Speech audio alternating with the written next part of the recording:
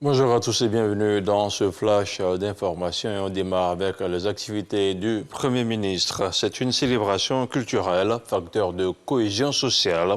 Dans la région du Gontougo, le festival de l'Adadei Kessié est à sa 6e édition.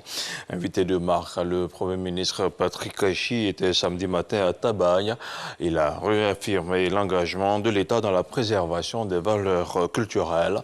Le compte rendu de Franck Quadio. Le Premier ministre Patrick Achi à la 6e édition de l'Adaye Kessie Festival, les pieds et les mains dans la tradition. Nous sommes à Tabagne, Est ivoirien. Cette célébration culturelle se veut porteuse de sens. Vous voyez aujourd'hui l'Adaye Kessie, nous faisons la promotion de la culture. C'est ancestral, ce n'est pas nous qui avons créé l'Adaye Kessie, nous avons trouvé, ça nous a été légué par nos ancêtres. Donc c'est pour montrer au monde entier que malgré les traités, après, malgré qu'il y ait la gouvernance, nous avons conservé toujours notre culture. Adaye Kessie, pour la fête du roi, chacune des 5 provinces sabront le Foumassa, toujours prêt pour le combat, l'Angomba et la Enifié, sans oublier le Pinango qui assure la protection du royaume, à l'instar de Sparte dans la Grèce antique, et la Kingdom qui clôt la parade des chefs.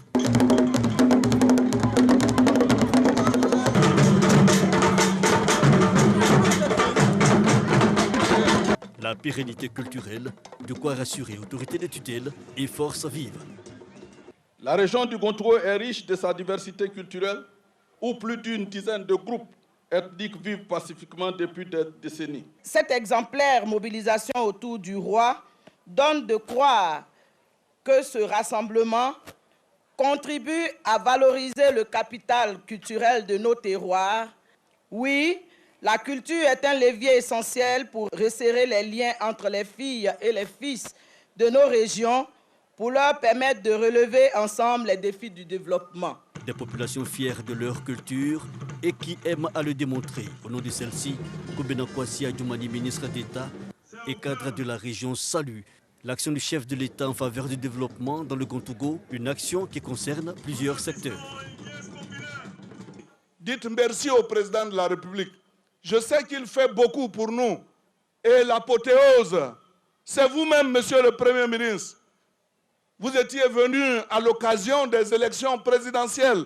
Vous avez annoncé que le président, après les élections, allait entreprendre des travaux pour réhabiliter la route Agniblekuro-Pondoukou. Aujourd'hui, les machines sont sur la route en train de travailler. Invité spécial et parlant au nom du président de la République, le Premier ministre Patrick Achi a rappelé l'importance de la promotion des valeurs culturelles au niveau institutionnel. Nos cultures doivent être en tout temps et en tout lieu préservées, renforcées et valorisées. L'adoption en 2014 de la politique culturelle nationale de la Côte d'Ivoire préfigurait cette grande vision avec pour objectif majeur de garantir la sauvegarde du patrimoine culturel national et de professionnaliser le secteur des arts et de la culture. La vision 2030 du chef de l'État, son Excellence Monsieur le Président Alassane Ouattara, pour la construction d'une Côte d'Ivoire solidaire, fait de l'homme et donc de la culture le pilier central et le cœur de cette grande ambition. Fait culturel majeur, l'Adaye Kessie symbolise un pays bon, la clôture du cycle de la célébration de l'Igname. Il a mobilisé la présence de plusieurs personnalités, dont le ministre de la Promotion de la Jeunesse, Touré Mamadou, représentant le parrain, Téné Birahima Ouattara, ministre d'État, ministre de la Défense, mais aussi l'Union européenne et la diplomatie française.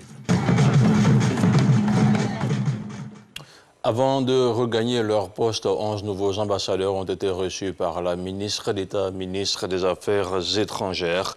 Kandia Camara leur a traduit la vision du chef de l'État, des ambassadeurs qui devront représenter, sinon contribuer au rayonnement de la Côte d'Ivoire à l'étranger. La chef de la diplomatie ivoirienne a également reçu l'ambassadeur du Mali en Côte d'Ivoire. Ousmane Agrissa, en fin de mission dans notre pays, a été fait commandeur de l'Ordre du Mérite ivoirien. Le compte-rendu de Moussa Konaté. Ils sont 11 ambassadeurs nommés par le chef de l'État, prêts à représenter la Côte d'Ivoire dans les pays et institutions internationales. avant leur départ pour leur poste d'affectation, une séance de travail avec la ministre d'État Kandia Camara. Voudrions-nous, Madame la ministre d'État, assurer le président de la République, ainsi que vous-même, de notre engagement à vous faire honneur en nous montrant à la hauteur de nos nouvelles responsabilités afin d'apporter notre modeste contribution à la réussite des missions que le chef de l'État a bien voulu nous confier. Les 11 nouveaux ambassadeurs reçoivent leur lettre de créance. La ministre d'État Kandia Camara a tenu à rappeler leur contribution au rayonnement du pays. Chacun et chacune d'entre vous devra faire en sorte que la Côte d'Ivoire ait d'excellentes relations avec le pays ou les pays auprès desquels vous êtes affectés. Son Excellence Alassane Ouattara, il n'accorde pas sa confiance à la légère. C'est parce que vous méritez cette confiance. C'est parce que lui a confiance en vos capacités de réussir cette mission. Donc je voudrais, en tant que premier responsable de notre département ministériel, souhaiter que chacun et chacune d'entre vous puisse réussir sa mission. Autre activité de la ministre des Affaires étrangères, l'audience avec Ousmane Agrissa, ambassadeur du Mali en Côte d'Ivoire. En fin de mission, après 6 années d'exercice, le diplomate malien est venu faire ses adieux. Il a été fait commandeur dans l'ordre du mérite ivoirien. L'état d'avancement des actions de développement dans la région du Tchologo était au cœur de la 3e session du Conseil régional. À Congo, le président du Conseil a fait le point de la situation. Le ministre Téné Birahima Ouattara a profité de la rencontre pour offrir des ambulances, des kits scolaires et des équipements sportifs aux populations de son département. Le compte-rendu de Kader Sogodogo. Le ministre d'État, ministre de la Défense, Téné Birahima Ouattara, au lycée Dominique Ouattara de Congo, c'est le foyer de ce lycée qui sert de cadre à la 3e session du Conseil régional du Tchologo, dont il est le président. Après Wangolo Dougou et Fekese Dougou, les populations de Congo s'honorent de recevoir cette session tournante. Monsieur le ministre d'État, à vous et à l'ensemble du Conseil régional, merci hier, merci aujourd'hui, merci demain et merci toujours.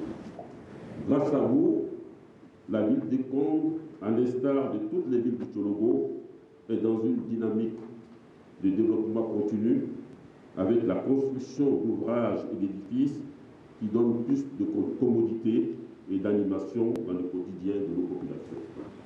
Très vite, divers points sont abordés, notamment les infrastructures sociales. Écoles, centres de santé, eau potable, électrification, routes, emploi jeunes, autonomisation des femmes. Les choses vont dans le bon sens. La région du Tchologo continue sa marche vers le développement. Belle illustration, 2 ambulances pour les centres de santé de Korohuita et de Bilimono. Des kits scolaires pour les élèves de Congo et des équipements sportifs pour la jeunesse. Nous essayons dans la mesure du possible de mettre à la disposition des départements que nous visitons quelques moyens pour leur permettre de satisfaire aux besoins des populations. Nous avons donc beaucoup de défis à relever parce que le défi du sous-développement est un défi important. Et nous pensons qu'avec le soutien de Monsieur le Président de la République, nous arriverons à satisfaire au maximum nos parents. À cette 3e session, le budget 2022 du Conseil régional du Tchologo a été présenté. Il s'élève à 8 milliards 708 millions 99 000 francs CFA. Il permettra de maintenir le cap.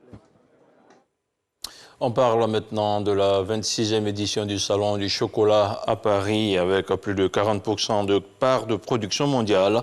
La Côte d'Ivoire est le premier pays producteur de la fève de cacao. Le défi de la transformation reste cependant d'actualité, même si la gouvernance du président Ouattara aura permis de passer d'environ 15% en 2012 à 40% de la transformation locale. Pour le représentant de la Côte d'Ivoire auprès des organisations internationales, produits de base. L'objectif du pays est d'atteindre 60% de transformation d'ici 2030. Le compte-rendu de Walter Amadou Ouattara, envoyé spécial à Paris. 2e jour du Salon du chocolat de Paris. La Côte d'Ivoire est sur le podium cacao chaud.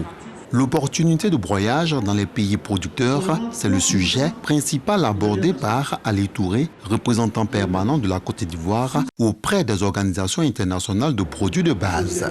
Son exposé démontre les avantages de la politique de soutien à la transformation locale du cacao.